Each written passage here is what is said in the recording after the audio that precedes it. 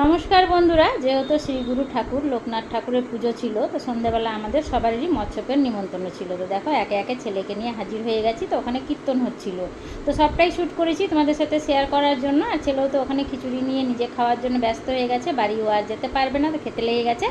আর একটি বিশেষ ঘোষণা করি বন্ধুরা, কাল যেহেতু মঙ্গলবার, মঙ্গলচণ্ডী পুজো রয়েছে, তো সকাল 7টায় ঠাকুরমশাই আসবেন, সকাল 7টা থেকে লাইভ ভিডিও হবে। তো তোমরা যারা যারা আমার সাবস্ক্রাইবার রেখেছো বা এখন যারা আমার ভিডিওটি দেখছো, অবশ্যই তোমরা একটু দেখো, তোমাদের কাছে আমার অনুরোধ রইল।